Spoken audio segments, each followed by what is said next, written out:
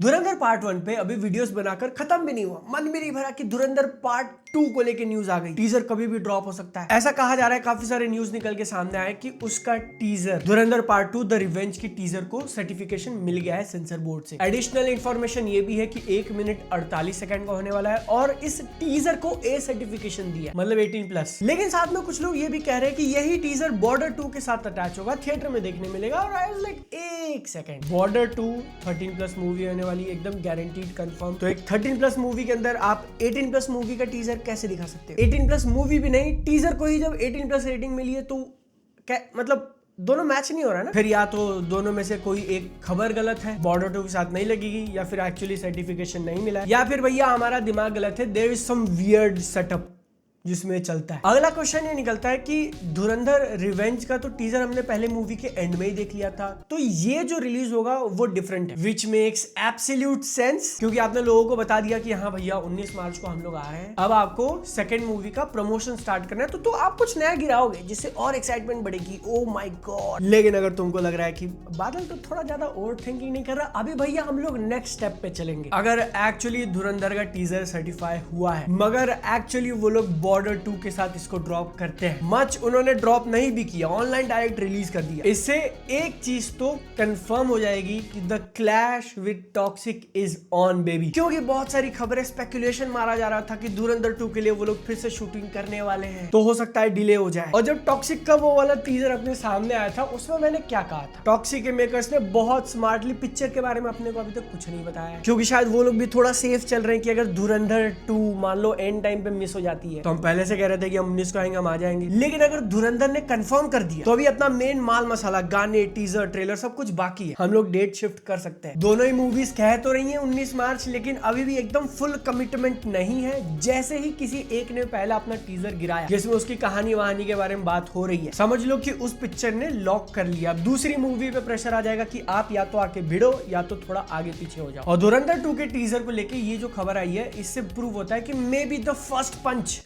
The first shot Aditya Dhar लेने वाले हैं। Me as a third person जो बाहर से दोनों को लड़ते हुए देख रहा है, मैं कहूंगा कि भैया धुरंधर 2 is a bigger picture here. आपने भले ही अपनी मूवी को वर्ल्ड स्केल पे रिलीज करने का प्लान बनाया हुआ है, लेकिन इंडिया के अंदर जो हिंदी मार्केट है ना, बहुत क्रूशल। जितनी बड़ी टॉक्सिक मूवी आपने बनाई है, हिंदी लैंग्वेज के बिना आप प्रॉफिट कमा ही नहीं सकते, इम्पॉसिबल। मैं 90, 95, 99% की बात नहीं कर रहा हूं, बल्कि एकदम 100% गारंटी। कैसे? ये तुम्हारे सामने छोटी सी लिस्ट है जिसमें 5 मूवीज के मैंने नाम बताए। इंडिया में नेट कलेक्शन करने वाली सबसे बड़ी मूवीज है ऑल टाइम। ऊपर के जो 3 तुमको दिख रहे हैं ना, पुष्पा, बाहुबली, KGF चैप्टर 2, उनमें से हिंदी का कलेक्शन अगर तुम निकाल दो तो नेक्स्ट बिगेस्ट जो सिंगल लैंग्वेज है वो KGF के लिए आता है 150 करोड़। उसके होम मार्केट कनाडा में कमाए थे, और ऊपर की दोनों मूवीज उनका भी होम मार्केट तेलुगु में, लेकिन सिर्फ 340 करोड़। हिंदी लैंग्वेज हटाने के बाद पुष्पा और बाहुबली 2 ने जो हाईएस्ट कमाया था वो 340 करोड़ सिंगल लैंग्वेज। अगर तुमको नहीं समझ में आ रहा तो लेट मी टेल यू कि सैयारा ने भी इतना ही कमाया हिंदी से। अब समझ में आया पुष्पा वाले क्यों ट्रेलर लॉन्चिंग के लिए बिहार गए थे। ये जितने भी टॉप 10 में मूवीज आती हैं जो हिंदी में नहीं बनी है, उनका इजीली 40, 50, कभी कभी 60% कंट्रीब्यूशन सिर्फ हिंदी से आता है। तो ऐसे में अगर धुरंधर ने टीजर निकाल के कंफर्म कर दिया कि हम लोग आ रहे हैं 19 मार्च को, बिजनेस पॉइंट ऑफ व्यू से एकदम क्लियर सेंस बनाता है कि टॉक्सिक को मूव कर जाना चाहिए। वरना फिर आप अपना टीजर पहले गिरा दो, धुरंधर पे प्रेशर बनाओ कि भैया अब तेरी बारी, तू डिसीजन ले, क्योंकि उसके लिए भी हिंदी मार्केट इतना इंपॉर्टेंट है। लेकिन अब क्योंकि पुष्पा का नाम निकल गया, तो मेरे सामने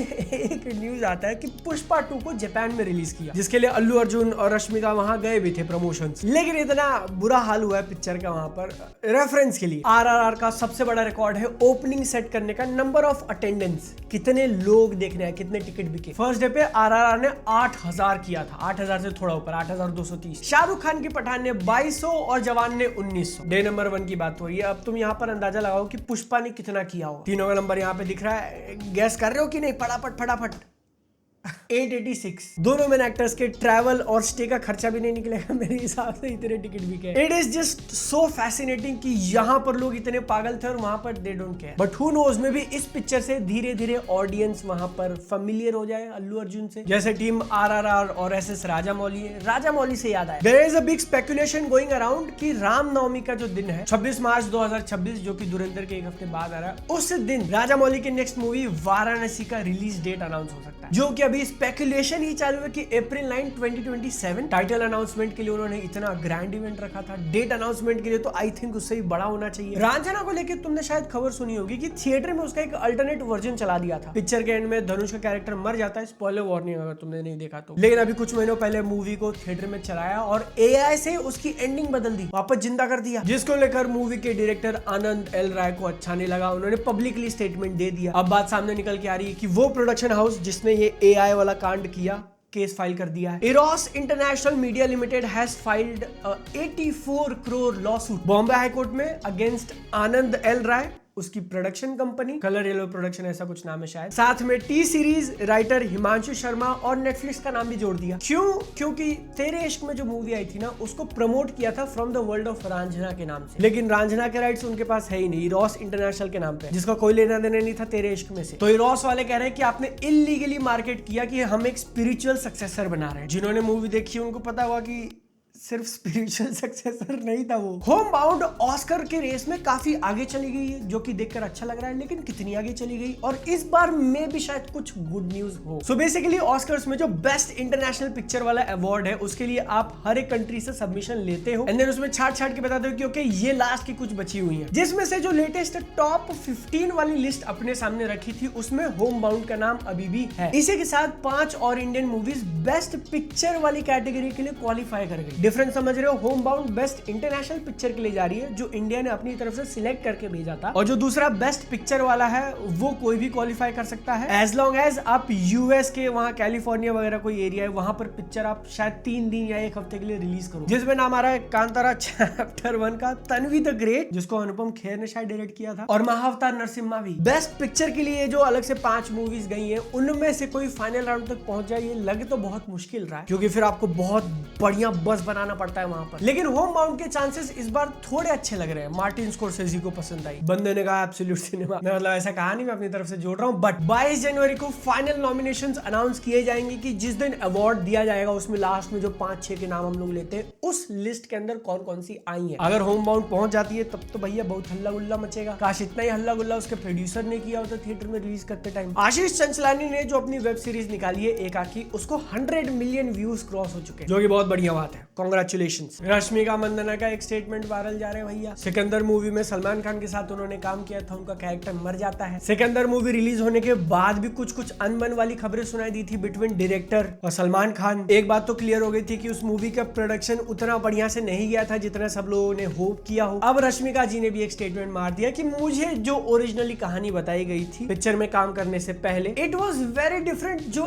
एक्चुअली एंड में स्क्रीन पे दिखाई दिया उससे। नेटफ्लिक्स और सोनी पिक्चर्स ने एक बहुत बढ़िया $7 बिलियन की डील साइन करी है, जिसमें सोनी पिक्चर्स की जितनी भी पिक्चर्स होंगी उनका एक्सक्लूसिव डिजिटल स्ट्रीमिंग नेटफ्लिक्स के पास जाएगा, वो भी वर्ल्ड वाइड के राइट्स ले लिए हैं एंड इट इंक्लूड्स जो अपकमिंग स्पाइडरमैन मूवी है। और ऐसा कहा जा रहा है कि ये अपने आप में एक यूनिक पहली बार किया हुआ कॉन्ट्रैक्ट है जो शायद इंडस्ट्री को एक अलग डायरेक्शन में ले जाए।